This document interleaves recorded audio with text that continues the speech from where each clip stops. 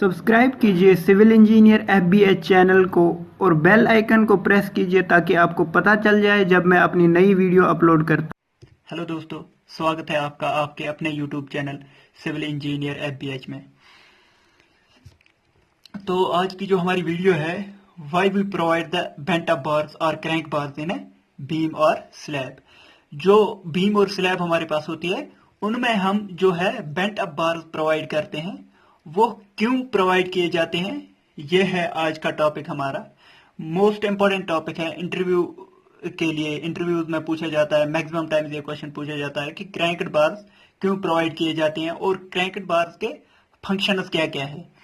तो आज की वीडियो में जो है हम डिस्कस करेंगे कि ये क्रैंक्ड बार्स क्यों प्रोवाइड करते हैं और क्रैंक्ड बार्स होते क्या हैं। कुछ लोगों को ये भी पता नहीं है क्रैंक्ड बार्स होते क्या हैं, तो मैं ये डिस्कस करूंगा यहाँ पर क्रैंक्ड बार्स क्या होते हैं। तो यहाँ पर मैं दिखा रहा हूं, ये है कॉलम, ये है कॉलम हमारा और ये दूसरा कॉलम है और इन पे जो सपोर्टेड है ये है हमारा बीम। ये जो ऊपर दिख रहा है ये बीम है। जब हम बीम में रीइंफोर्समेंट प्रोवाइड करते हैं तो हम कुछ बार जो होती है हमारी वो डायरेक्ट जाती है यहां से यहां तक, और कुछ बार जो हम प्रोवाइड करते हैं वो हम प्रोवाइड करते हैं ऐसे।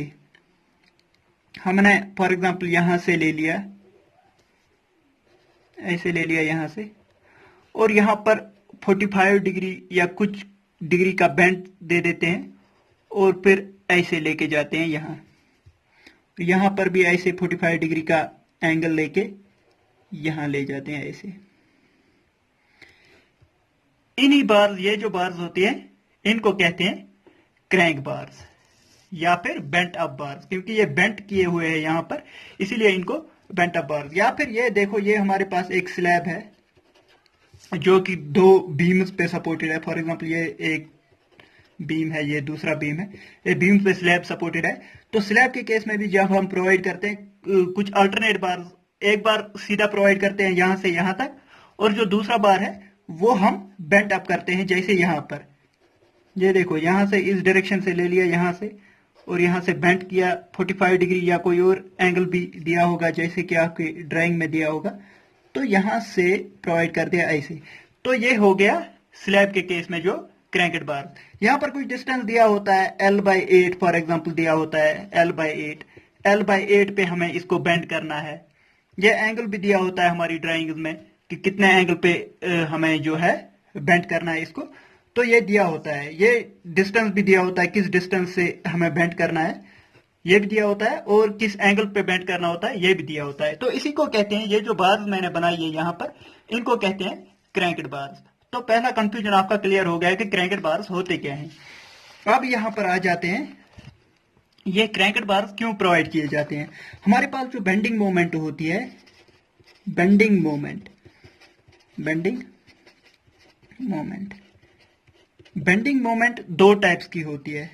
एक तो होती है पहली जो होती है सैगिंग,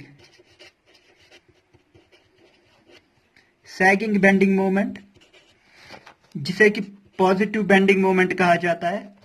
और हमारे पास होती है दूसरी जो बेंडिंग मोमेंट होती है वो होती है hugging bending moment, hugging bending moment, जिसे कि हम नेगेटिव बेंडिंग मोमेंट भी कहते हैं, नेगेटिव बेंडिंग मोमेंट भी कहते हैं। तो यहां पर देख लेते हैं हम, हमारे पास फॉर एग्जांपल एक बीम जो होता है, जब उस पर लोड एक्ट करता है वो कैसे बेंड होता है मैं आपको दिखाऊंगा। फॉर एग्जांपल ये एक कॉलम है हमारा, यहां पर जो है हमारा बीम होता है, जब उस पर लोड एक्ट करता है, फॉर एग्जांपल यहां पर सेंटर में लोड एक्ट किया, तो ये बीम जो है, ये बीम यहां पर ऐसे बेंड होता है।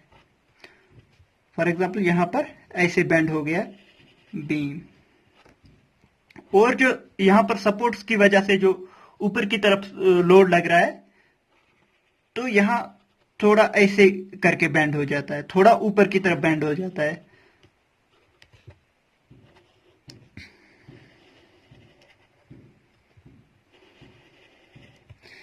ये वाली जो बेंडिंग मोमेंट है ये सैग हो गया ना, यहां पर सैग हो गया, तो इसी को कहते हैं positive bending moment.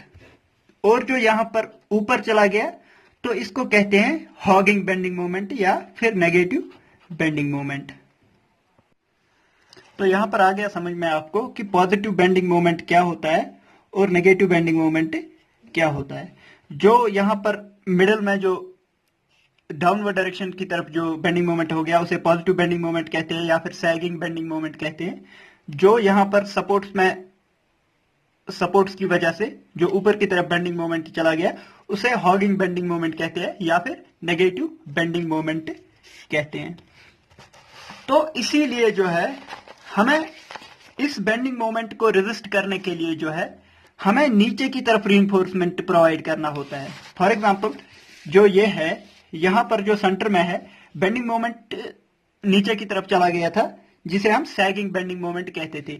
Sagging bending moment के लिए जो है हमें नीचे रीइंफोर्समेंट प्रोवाइड करना है, तो ये हमने प्रोवाइड कर दिया सैगिंग बेंडिंग मोमेंट को रेजिस्ट करने के लिए रीइंफोर्समेंट। ऐसे ही जो साइड में जो है ऊपर की तरफ बेंडिंग मोमेंट हो रही है जिसे कि हॉगिंग बेंडिंग मोमेंट कहते हैं, तो उसको रेजिस्ट करने के लिए जो है हमें ऊपर वाली डायरेक्शन में जो है रीइंफोर्समेंट प्रोवाइड करना होता है। तो ऐसे करके जो है हमारी हॉगिंग बेंडिंग मोमेंट को रेजिस्ट करेगा ऊपर वाला रीइंफोर्समेंट। तो इसीलिए जो है क्रैंक्ड बार्स प्रोवाइड करते हैं ताकि हम जो है हॉगिंग बेंडिंग मोमेंट को भी रेजिस्ट कर सकें और सैगिंग बेंडिंग मोमेंट को भी रेजिस्ट कर सकें। तो इसी के साथ आपको समझ में आ गया कि किस लिए प्रोवाइड किया जाता है ये जो है क्रैंक्ड बार्स या फिर बेंट अप बार्स। अब हम फंक्शंस ऑफ क्रैंक्ड बार्स और बेंट अप बार्स पढ़ेंगे। पहले ही ये पॉजिटिव बेंडिंग मोमेंट को रेजिस्ट करता है, ये तो आपको समझ में आ गया क्योंकि हम नीचे की डायरेक्शन में यहां पर प्रोवाइड करते हैं, नीचे की डायरेक्शन में प्रोवाइड किया तो ये वाला जो रीइंफोर्समेंट है पॉजिटिव बेंडिंग मोमेंट को रेजिस्ट करेगा। Resist is negative bending moment, तो ये ऊपर वाला जो है नेगेटिव बेंडिंग मोमेंट को रेजिस्ट करेगा। अब resist shear force at supports. Supports पे जो है सपोर्ट्स पे फॉर एग्जांपल यहां से जो लोड नीचे की तरफ एक्ट कर रहा था और यहां से जो सपोर्ट्स है वो रेजिस्ट करेंगे इस लोड को, तो यहां पर जो शियर फोर्स एक्ट करता है कहां पर, जहां पर सपोर्ट्स होते हैं, तो इन सपोर्ट्स को भी रेजिस्ट करता है ये जो हमारे पास है क्रैंक्ड बार्स प्रोवाइड करते हैं। तो ऐसे ही it makes the structural member economical. इससे जो है हमारा स्ट्रक्चरल मेंबर इकोनॉमिकल बन जाता है। इकोनॉमिकल कैसे बन जाता है ये मोस्ट इंपॉर्टेंट पॉइंट है। इकोनॉमिकल कैसे बन जाएगा, देखो अब अगर हम क्रैंक्ड बार प्रोवाइड नहीं करते, अगर हम क्रैंक्ड बार प्रोवाइड नहीं करते तो हमें क्या करना था, हमें एक बार यहां से यहां तक प्रोवाइड करना था, हमें तो फिर एक बार यहां से यहां प्रोवाइड करना था negative bending moment positive bending moment को जो है रेजिस्ट करने के लिए, और ऊपर वाली डायरेक्शन में भी एक बार पूरा प्रोवाइड करना था ताकि वो जो है जो पॉजिटिव बेंडिंग मोमेंट को रेजिस्ट कर सके। मतलब कि हमें फॉर एग्जांपल अगर हमारे पास अगर हम क्रैंक्ड बार प्रोवाइड नहीं करते तो हमें क्या था, ये अगर हमारे पास बीम है हमें इस डायरेक्शन में भी पूरे बार लगाने थे और ऊपर के लिए भी पूरे बार लगाने थे। मतलब कि हमारा जो है बहुत ज्यादा रीइंफोर्समेंट प्रोवाइड करना था बीम के केस में ताकि हम दोनों बेंडिंग मोमेंट्स को भी रेजिस्ट कर सके, हॉगिंग बेंडिंग मोमेंट को भी और सैगिंग बेंडिंग मोमेंट को भी। इसीलिए जो है हम इन दो बार के बजाय एक ही बार प्रोवाइड करते हैं जो कि दोनों बेंडिंग मोमेंट्स को रेजिस्ट करता है, उसे कहते हैं क्रैंक्ड बार्स। तो ऐसे करके जो हमारा स्ट्रक्चर है वो इकोनॉमिकल बन जाता है। तो अगर आपको वीडियो पसंद आई तो लाइक कीजिए, शेयर कीजिए अपने दोस्तों के साथ और सब्सक्राइब कीजिए चैनल को और बेल आइकन को दबाना न भूलना क्योंकि उससे आपको जो है आगे आने वाली वीडियोस की नोटिफिकेशन भी मिलती रहेगी। थैंक यू दोस्तों, thank you for watching the video. और कमेंट सेक्शन में भी ये बताइए कि आपको किस टॉपिक के बारे में और वीडियोस चाहिए। Thank you.